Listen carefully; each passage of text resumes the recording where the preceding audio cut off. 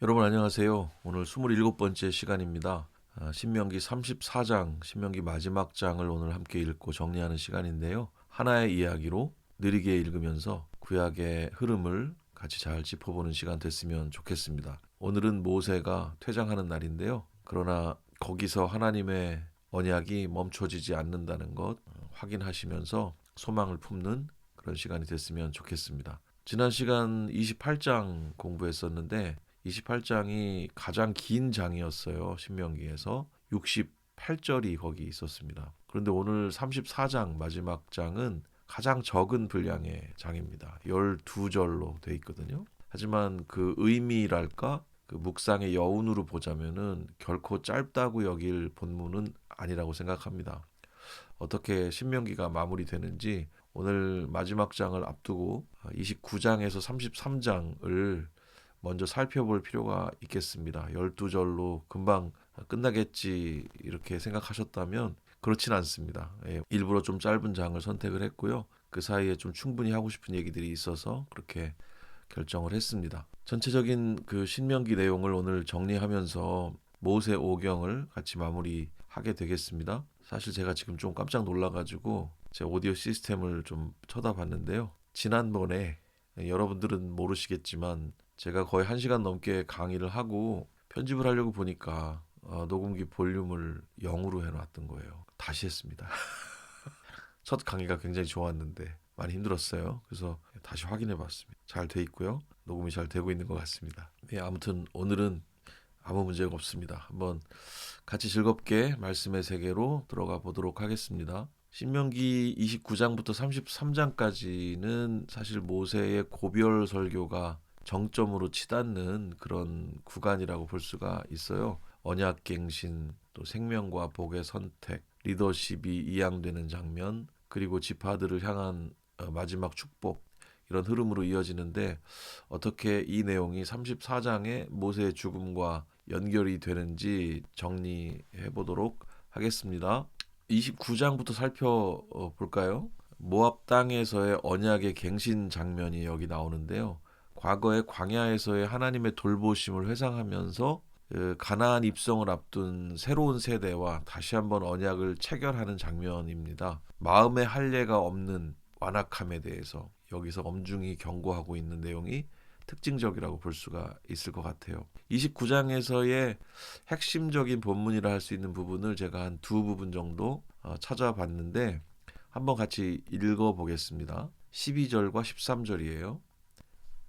내 하나님 여호와의 언약에 참여하며 또 내 하나님 여호와께서 오늘 내게 하시는 맹세에 참여하여 여호와께서 내게 말씀하신 대로 또 내 조상 아브라함과 이삭과 야곱에게 맹세하신 대로 오늘 너를 세워 자기 백성을 삼으시고 그는 친히 내 하나님이 되시려 함이니라. 그리고 14절과 15절입니다. 내가 이 언약과 맹세를 너희에게만 세우는 것이 아니라 오늘 우리 하나님 여호와 앞에서 우리와 함께 여기 서 있는 자와 오늘 우리와 함께 여기 있지 아니한 자에게까지 하노라.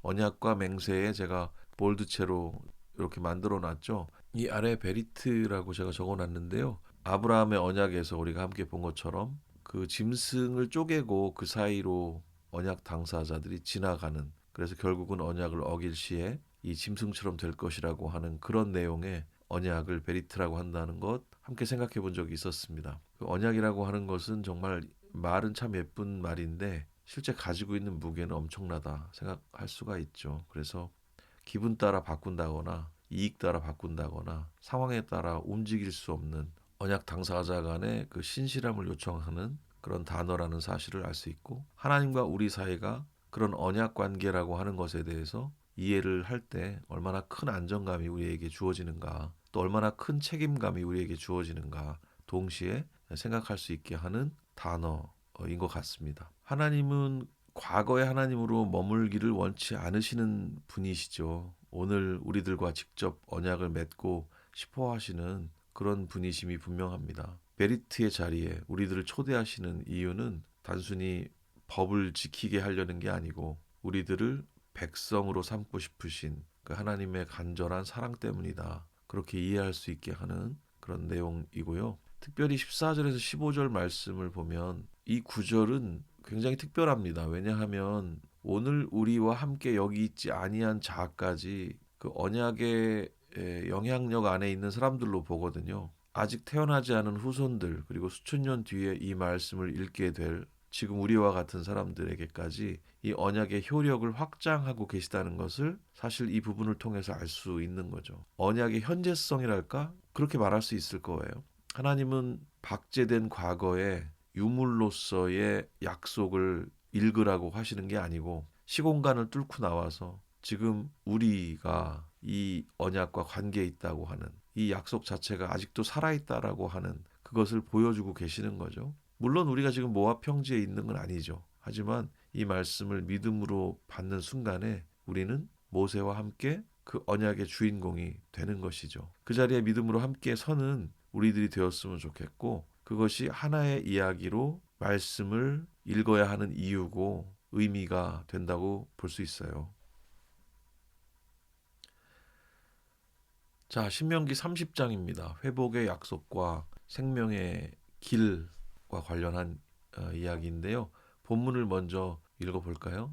6절과 19절을 준비했습니다. 네 하나님 여호와께서 네 마음과 네 자손의 마음에 할례를 베푸사 너로 마음을 다하며 뜻을 다하여 내 하나님 여호와를 사랑하게 하사 너로 생명을 얻게 하실 것이며 내가 오늘 하늘과 땅을 불러 너희에게 증거를 삼노라. 내가 생명과 사망과 복과 저주를 내 앞에 두었은즉 너와 네 자손이 살기 위하여 생명을 택하고 여기 마음의 할례를 베푸사를 짙게 만들어 놨어요. 그 부분이 굉장히 의미 있고 중요한 부분이기 때문입니다.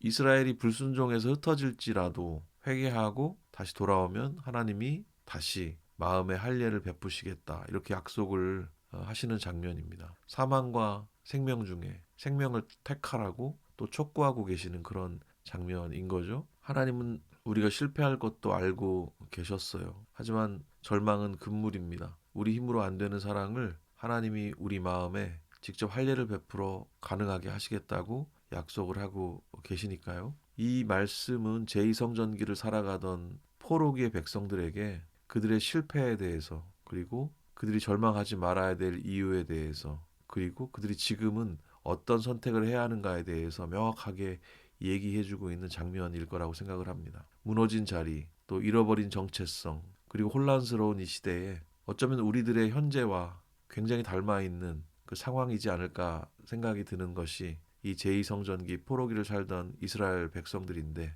그렇다면 우리에게도 너무나 의미 있고 적실한 그런 말씀이 아닐까 하는 생각을 해봅니다. 31장으로 넘어가 보겠습니다. 여호수아의 위임과 율법의 낭독과 관련한 그런 장인데요. 특히 6절과 7절을 좀 뽑아 보았습니다. 읽어보겠습니다. 너희는 강하고 담대하라. 두려워하지 말라.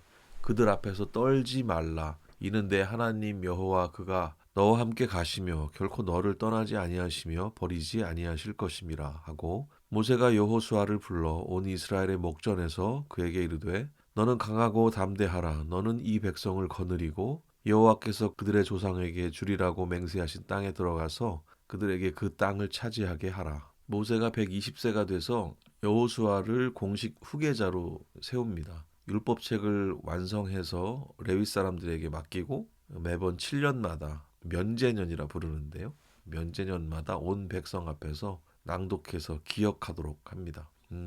사람이 떠나도 하나님의 동행은 떠나지 않습니다. 모세가 여호수아에게 준 가장 큰 선물은 사실 군사력이 아니고 임마누엘 하나님이 함께 하심의 어떤 확신이었다고 볼 수 있습니다. 두려워할 필요가 없습니다. 하나님은 언제나 우리보다 앞서서 행하시는 분이시기 때문에 그렇습니다. 저는 이 부분을 읽다가 트렌드라는 말이 생각이 났는데요. 해가 바뀔 때마다 트렌드를 언급하면서 그 트렌드에 관련한 책들도 많이 나오고 요즘 분위기 이런 것들에 대해서 뭐 이런저런 대응법이랄까 뭐 지혜롭게 사는 방법 같은 것들을 이야기하는 많은 목소리들을 듣게 됩니다. 트렌드에 대한 감각을 우리가 갖는 것은 굉장히 멋진 일이지만 변하지 않는 진실 그리고 변하지 않는 기초 이런 것들을 보다 분명히 할 필요가 있다고 생각이 들어요. 아무리 트렌드가 바뀌어도 그것은 정말 트렌드일 뿐이지 그 트렌드의 뿌리랄 수 있는 그 기반은 바뀔 수가 없는 것이죠. 또 교회를 생각해 볼 때에도 우리가 아무리 현대적인 모양을 갖추고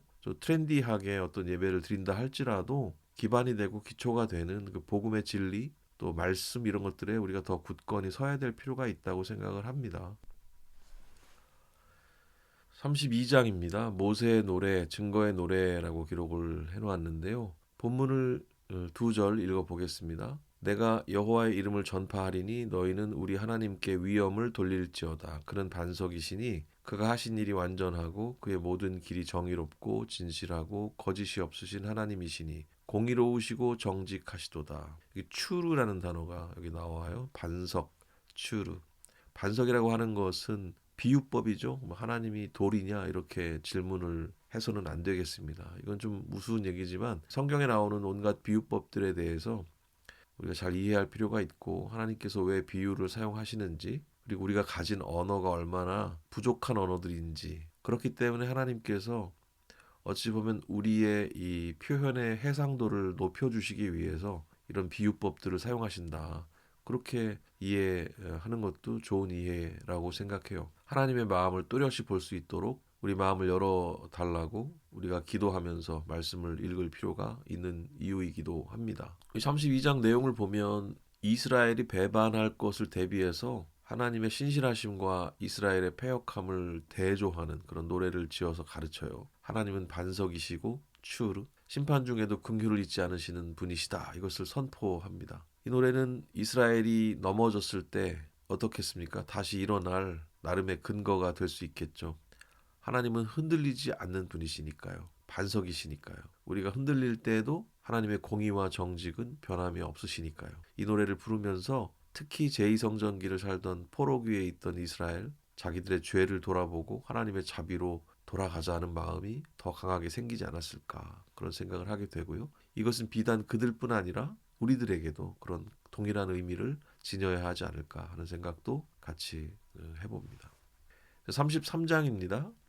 각 지파를 향한 모세의 축복의 내용인데요. 27절과 29절 영원하신 하나님이 내 처소가 되시니 그의 영원하신 팔이 내 아래에 있도다. 그가 내 앞에서 대적을 쫓으시며 멸하라 하시도다. 이스라엘이여 너는 행복한 사람이로다. 여호와의 구원을 너같이 얻은 백성이 누구냐. 그는 너를 돕는 방패시요 내 영광의 칼이시로다. 행복한 사람이란 표현이 참 따뜻하고 아름답습니다. 죽기 직전에 모세가 야곱처럼 이스라엘 지파들을 하나하나 축복을 합니다. 그리고 이스라엘을 행복한 사람이라고 이렇게 칭합니다. 그리고 하나님의 도우심을 찬양하죠. 그러니까 모세의 마지막 유언은 저주가 아니라 축복이었어요. 하나님의 영원한 팔이 하나님의 백성을 안고 계시고 바치고 계신다. 그런 감각을 이 축복을 통해서 느낄 수가 있습니다. 그리고 이것을 이 장을 넘기기 전에 이스라엘이어에 자기 이름을 한번 넣고 이 말씀을 같이 한번 읽어보면 좋겠습니다. 29절 말씀이죠. 길승아 너는 행복한 사람이로다. 이렇게요. 여호와의 구원을 너같이 얻은 백성이 누구냐. 그는 너를 돕는 방패시요 네 영광의 칼이시로다. 이렇게 한 번씩 이스라엘이어에 자기 이름을 넣어서 한 번씩 읽어보시죠. 네, 좋습니다. 29장에서 33장까지 살폈는데 오늘 읽을 34장과 어떻게 연결이 되는지 어떤 의미를 지니는지 좀 살펴보면 좋겠는데요. 주제를 한번 생각해 본다면 완성과 이양이라고 볼 수 있을 것 같아요. 그리고 조금 구체적으로 보면 준비의 내용에서 실제의 내용으로 그러니까 앞선 29, 33장은 가나안 입성을 위한 소프트웨어랄까 언약, 뭐 율법, 노래들, 축복 이런 것들을 세팅하는 과정이었다고 한다면 34장은 이 모든 것을 준비한 모세가 퇴장하면서 이제 그 소프트웨어가 실제로 가나안에서 가동되기 시작하는 시점을 알려준다 이렇게 말할 수가 있는데요. 모세의 퇴장과 새로운 시대, 새로운 세대의 연결점에서 저는 아빠와 자전거 배우기가 좀 생각이 났는데 저도 그랬지만 제 아들도 그렇게 배웠고 우리 딸도 그렇게 배웠는데 뒤에서 이제 넘어지지 않게 붙들어 주다가 그죠? 아빠가 뒤에서 붙들어 주면서 자전거를 배우기 시작하잖아요. 그러다가 어느 순간 놓아줍니다. 자녀들은 아빠가 놓은지도 모르고 달려갈 때도 있고 또 스스로 나도 모르는 새 자기가 이렇게 균형을 잡고 있음을 깨닫기도 하고 뭐 그런 자전거 배우는 순간들이 있는데 붙들고 있던 손을 놓는 순간이 마치 이 모세가 이 무대에서 퇴장하는 순간에 가깝지 않나. 이제 이스라엘이 스스로 균형을 잡고 이 율법을 스스로 마음속에 지니고 모세 가르침이 더 이상 없을지라도 그 율법을 꺼내어 읽고 또 생각할 수 있도록 이제 새로운 출발을 이제 해야 되는 시기인 거죠. 그런 지점에서 모세가 노래를 지어 부르게 했다는 것이 참 의미가 있습니다. 왜냐하면 노래라고 하는 것은 그 설교 같은 것들을 외우기 좋게 마음에 잘 남기기 좋게 만드는 그런 기억의 방식일 수도 있잖아요. 그래서 노래를 지어 부른다는 것의 의미도 한번 생각해 볼 필요가 있겠다. 특히 공동체의 노래라고 하는 것은 그들이 어두운 시절을 지나갈 때 누군가의 따뜻한 케어와 가르침의 시간에서 멀어졌을 때 그때 이 노래를 되뇌이면서 이 노래를 부르면서 그 정체성을 붙들고 살아갈 수 있게 돕는다는 점에서 이 노래를 알고 기억하고 부른다는 것 그리고 그 노래를 가르친다는 것 이런 것들이 모두 의미가 있다는 생각을 해봅니다. 말씀의 기록과 선포의 마무리라고 제가 요약해 놓은 맨 마지막 절을 보면 34장의 죽음은 그 말씀이 이제 백성들의 삶이 되어야 함을 알린다라고 적어놨는데 그 말이 지금 노래의 의미와 함께 연결 지을 수 있는 부분입니다.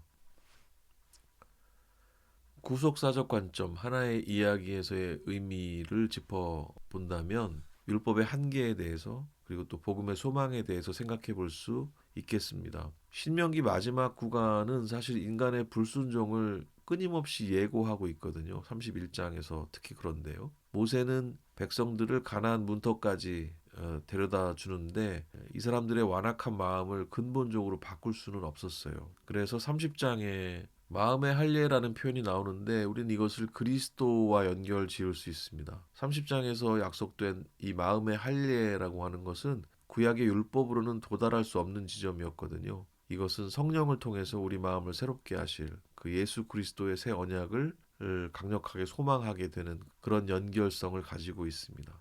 여호수아와 예수는 사실 같은 단어입니다. 그것도 참 의미심장하죠. 참된 여호수아로 이어지는 언약이라고 볼 수가 있는데 모세가 여호수아에게 자리를 넘기듯이 율법의 시대가 가고 은혜의 시대가 오게 됩니다. 말씀드린 대로 구원자라는 의미에서 여호수아와 예수는 같은 의미를 갖고 있는데 모세의 죽음은 율법의 정죄가 이제 끝나고 참된 여호수아이신 예수님 그 예수 그리스도를 통해서 우리가 진짜 안식의 땅으로 들어가는 구속사적인 전환점이랄까 그런 상징성을 아주 강력하게 가지고 있는 것이죠.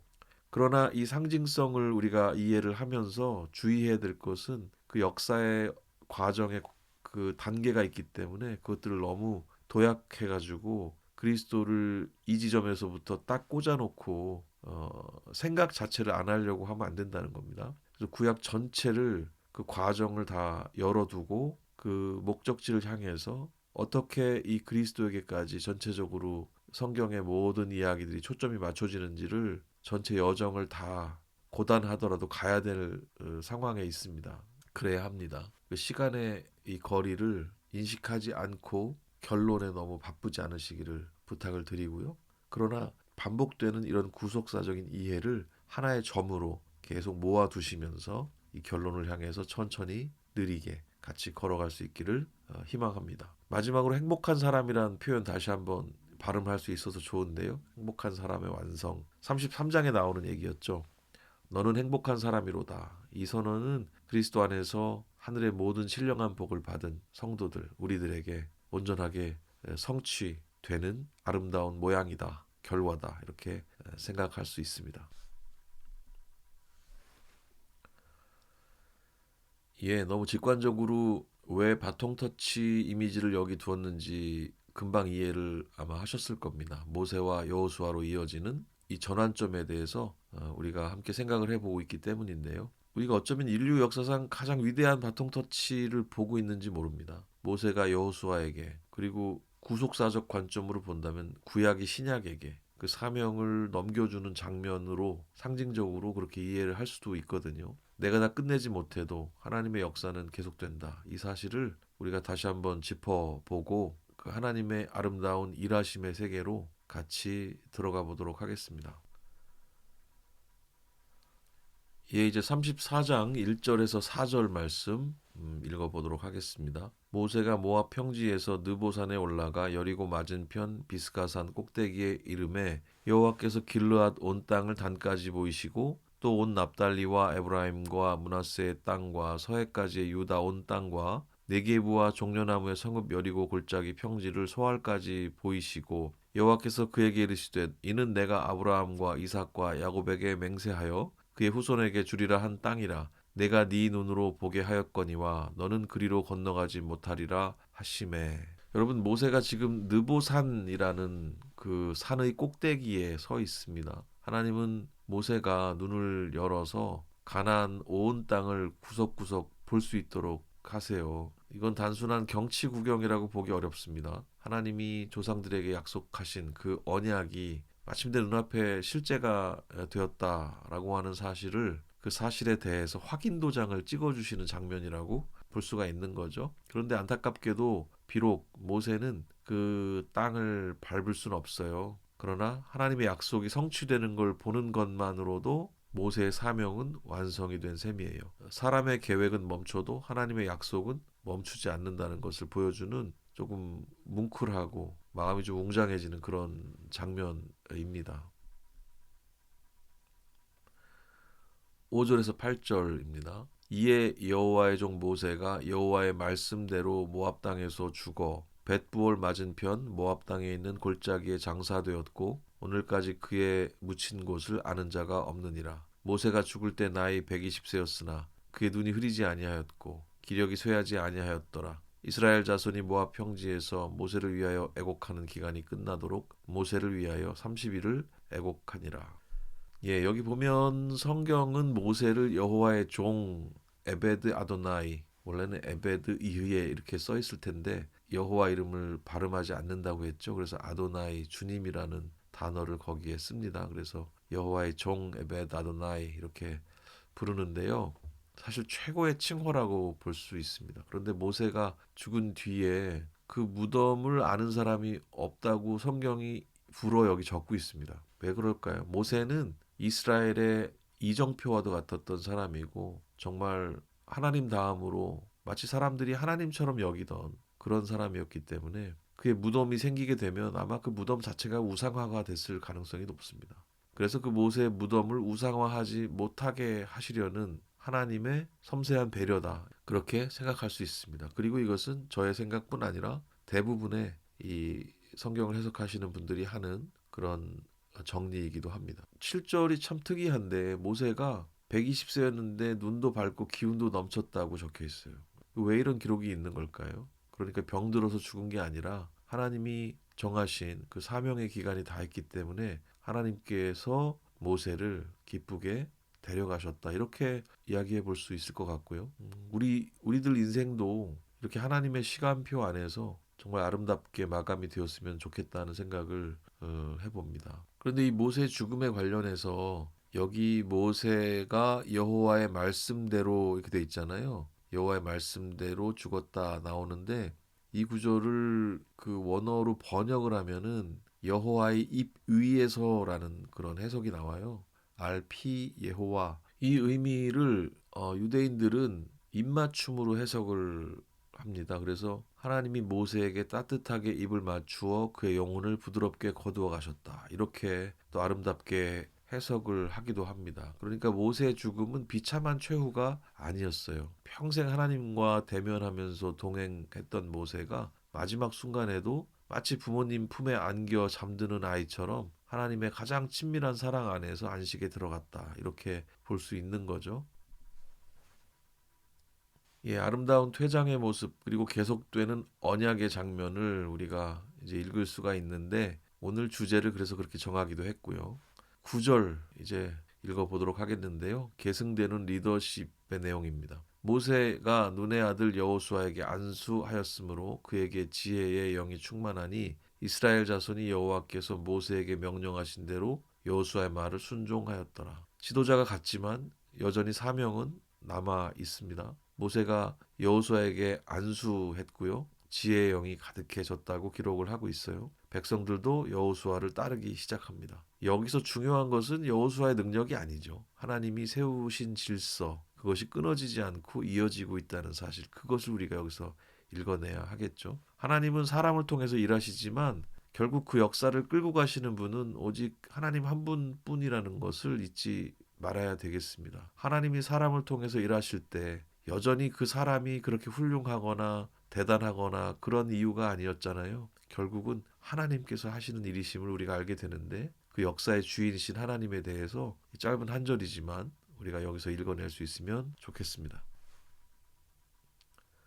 이제 마지막입니다. 10절에서 12절. 그 후에는 이스라엘에 모세와 같은 선지자가 일어나지 못하였나니 모세는 여호와께서 대면하여 아시던 자요, 여호와께서 그를 애굽 땅에 보내사 바로와 그의 모든 신하와 그의 온 땅의 모든 이적과 기사와 모든 큰 권능과 위엄을 행하게 하심에 온 이스라엘의 목전에서 그것을 행한 자이더라. 신명기의 마지막 언급인데요. 이스라엘 역사에 모세 같은 사람이 다시 없었다고 극찬을 합니다. 하나님과 얼굴을 마주보듯 친밀했던 사람이었고 또 엄청난 기적을 행했던 사람이었다. 그런데 이 평가는 한편으로는 기다림을 암시하고 있다는 것을 우리가 여기서 발견해야 됩니다. 아직 모세 같은 선지자가 나오지 않았으니까 앞으로 오실 그분 누군가를 기다려라 하는 것이죠. 이 기다림은 수천 년 뒤에 모세보다 훨씬 뛰어나신 분, 하나님의 얼굴 그 자체이신 누구? 예수 그리스도에게서 마침내 이 기다림은 끝이 납니다. 신명기는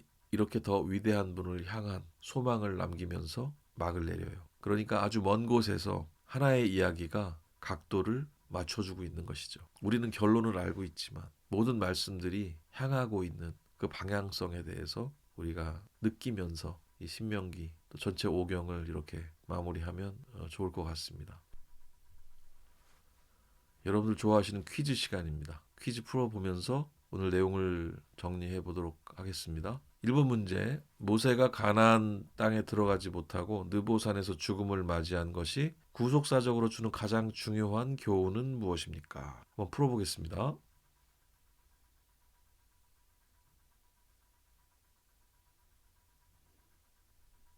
출제자의 성향을 아시는 분들은 이미 벌써 읽지 않으시고도 답이 어떤 건지 금방 보이셨을 텐데요. 그래도 읽으셔야 됩니다. 정답은 여러분들 짐작하신 대로 2번이 정답이 되겠죠. 율법은 우리를 약속의 땅 입구까지 인도할 뿐 진짜 입성은 은혜로만 가능하다는 것을 보여주기 위함이다. 이거 너무 상징적인 이야기입니다. 여호수아, 예수라는 이름의 의미가 은혜라는 것을 생각해 본다면 이런 의미로 성경의 맥락들을 짚어볼 수 있을 것 같아요. 이 2번의 답을 고르면서 어떤 분들 경우에는 이거 조금 너무 지나친 상징적 해석 아닌가? 아니면 좀 지나친 알레고리적 해석 아닌가? 이렇게 생각하실 수 있을 것 같습니다. 그런데 사실은 굉장히 건강한 신학적 그런 뿌리를 가지고 있는 해석이고요.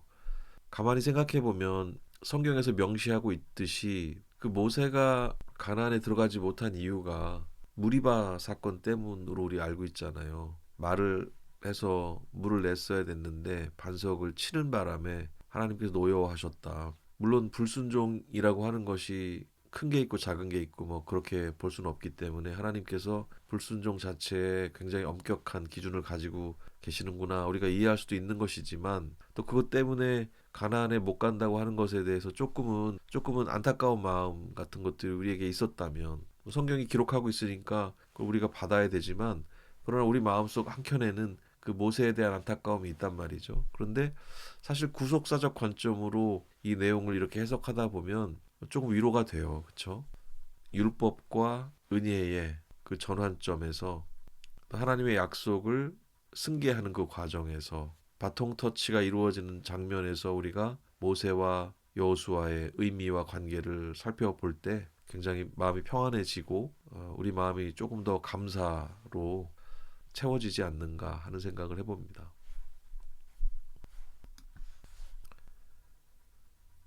두 번째 문제입니다. 모세의 무덤을 오늘날까지 아무도 알지 못하게 하신 이유는 무엇입니까? 거기 못하게 하셨다라기보다는 본문에 보면은 알지 못했다 그 상황을 전하고 있는 것으로 우리가 읽었는데요. 그러나 분명히 의도가 있는 표현이죠. 그래서 이렇게 질문을 좀 해봤습니다. 가장 좋은 대답은 뭘까요? 성경이 이런 이유로 그랬다라고 명시하고 있지는 않으니까 이것은 정답이라기보다는 가장 개연성이 있는 이유를 우리가 한번 합의를 해보자, 그런 얘기일 수도 있겠습니다. 장례식을 치를 돈이 부족했기 때문이었을까? 모세가 죽지 않고 하늘로 바로 올라갔기 때문이었을까? 이런 것들은 아니겠죠. 그리고 여호수아가 모세의 시신을 몰래 숨겼기 때문이었을까? 이런 거 아니겠죠. 인간 지도자를 우상화하지 않고 오로지 하나님께만 영광을 돌리게 하려고 하셨다. 이것이 가장 의미 있고 또 개연성이 있고 하나님의 성품에 합당한 그런 말씀일 거라고 생각합니다. 이 문제를 만들면서 5천 명을 먹이셨던 예수님이 생각이 났는데요. 그 놀라운 기적을 베풀고 크게 박수받고 지켜 세워질 그 시간을, 그 공간을 급히 떠나시는 그 모습을 보면서 오늘 이 3번의 답지가 이야기하고 있는 이 내용과 어떤 같은 결을 느꼈습니다. 3번 문제입니다. 신명기 34장 10절에 모세와 같은 선지자가 일어나지 못했다는 진술이 가리키는 궁극적인 인물은 누구입니까? 예, 여기 우리가 그 본문 해설을 통해서도 얘기했지만 실제로 어떤 기다림의 의미가 여기 포함되어 있다라는 말씀을 드렸잖아요. 우리가 기다리는 궁극적 인물 누굴까요? 참된 중보자이자 선지자로 오신 예수 그리스도. 4번이 정답이 되겠죠. 여러분, 그러니까 제가 오늘 여러분들 풀 시간을 많이 드리진 않았지만 금방 아실 수 있는 내용이기도 하고요. 이 세 문제가 굉장히 구속사적인 그런 관점을 갖고 있는 문제들이잖아요. 그래서 가만히 생각해 보십시오. 그리고 이 구속사적 관점을 가질 때 주의해야 될 점, 계속 반복적으로 말씀드리지만 이 시간의 간격을 우리가 인식하면서 가자는 겁니다. 이 구약 성서들이 가리키고 있는 그 각도와 방향성을 우리가 명확하게 알아차리면서 동시에 너무 성급하게 결론으로서 예수 그리스도를 그 깃발을 이 자리에 꽂아가지고 그 뒤에 별로 생각하지 않아도 되는 것처럼 만들지 않아야 한다는 것이죠. 그 부분 우리가 주의한다면 굉장히 즐겁게 행복하게 행복한 사람으로 이 성서를 같이 공부하고 읽을 수 있을 거라고 생각합니다. 예, 이제 생각과 정리의 시간입니다. 이 말씀을 우리 일상으로 좀 가져오는 시간이죠.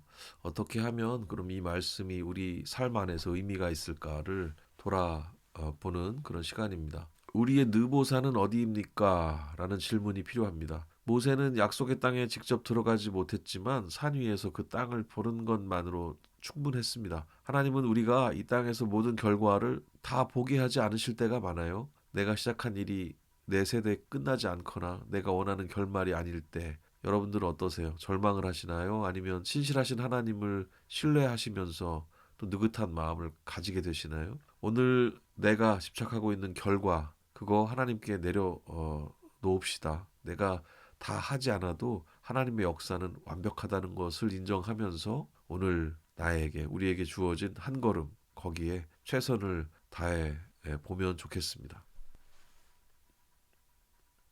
두 번째는 하나님과 대면하는 친밀함이 있습니까? 라는 질문입니다. 제가 이 문장을 엄청 다듬었는데요. 이게 좀 어렵습니다. 사실 친밀함이라는 게 친밀함이니까 막 느껴져야 될 것 같고 그렇잖아요. 그런데 여러분 어떠세요? 이 친밀함 누리고 계신가요? 하나님과의 친밀함은 무엇일까요? 모세의 위대함은 기적이 아니고 하나님과의 그 친밀함, 그 하나님과의 그 대면의 기록, 그 대면의 역사 그런 거라고 생각하거든요. 사실 그런데 생각해 보면 우리는 이미 휘장을 지나서 모세보다 훨씬 더 가까이 하나님의 존전으로 나아갈 수 있는 특권을 얻은 세대잖아요. 그렇다면 우리가 그 친밀함에 대해서 더 잘 이해하고 있어야 될 텐데, 그리고 이 친밀함을 우리가 경험하고 있어야 될 텐데 그게 뭘까라는 질문이 드는 거죠. 그러니까 감각적으로 느끼는 기분은 아닌 것 같고요. 그렇죠? 왜 하나님은 지금 우리 눈에 보이지 않으니까 그런데도 불구하고 자꾸 느끼고 싶어서 그 체험을 하고 싶은 그런 마음 같은 것들이 우리 안에 좀 있을 수 있다고 생각은 들어요. 그런 것들이 의미 없는 건 아니죠, 물론. 그렇지만 사실 진정한 의미의 하나님과의 친밀함은 성경에서 우리가 그 답을 얻어볼 수 있다면 레위기, 특히 레위기에서 하나님을 경외함이 무엇인가에 대해서 레위기에서 말하고 있는 것들을 더 조사해보고 좀 찾아볼 필요가 있습니다. 우리가 이미 읽었지만 레위기에서 그 친밀함에 대해서 더 살필 수 있어요. 여러분 한번 다시 레위기를 돌아가서 보셔도 좋을 것 같은데요. 구원을 얻고 하나님의 얼굴을 뵙는 자로서의 그 자존감과 행복을 갖고 그분의 마음에 합한 삶을 살아가는 그 삶의 모습이 하나님과의 친밀함을 가진 사람의 모습일 거라고 생각해요. 그 친밀함 자체가 뭔지 저마다 조금 다르겠지만 의와 공도의 부르심을 영광스럽게 여기고 기쁨으로 행하는 우리, 그 모습이 하나님과의 친밀함을 가진 사람의 삶의 모습이 될 거라고 생각을 합니다. 세 번째, 나는 기쁘게 바통을 넘길 준비가 됐습니까? 라는 질문입니다. 모세는 기력이 쇠하지 않았음에도 불구하고 여호수아에게 자리를 물려주고 떠났습니다. 우리는 다음 세대를 위해서 그리고 더 위대하신 주님의 통치를 위해서 기꺼이 조연이 되어야 돼요. 내가 아니면 안 된다는 그런 교만 또 기득권에 붙들려 있지는 않은지 내가 떠난 자리에 하나님의 영이 충만한 다음 세대가 일어나는 것을 기뻐할 수 있는지 돌아보면 좋겠고요. 한번 내가 맡은 역할 중에 하나를 후배나 자녀에게 가르쳐 주거나 위임해 보는 것은 어떨지 생각해 봤고요. 내가 작아질 때 하나님의 위대함이 드러나는 그런 거룩한 퇴장의 기쁨을 같이 맛볼 수 있으면 좋겠다는 그런 바람을 가져보았습니다. 하나의 이야기로 느리게 읽는 구약, 오늘 26번째 시간 진행을 했고요. 신명기 34장 모세가 전면에서 퇴장하는 그 이야기를 가지고 여러 의미들을 한번 찾아보았습니다. 모세는 퇴장했지만 언약은 계속되고 있고 지금도 계속되고 있음을 잊지 않으셨으면 좋겠습니다. 다음 시간 27강에서는 여호수아 1장과 2장을 같이 읽고 공부하도록 하겠습니다. 오늘 너무 수고 많으셨고요. 열심히 준비하겠습니다. 다음 시간에 뵙겠습니다. 감사합니다.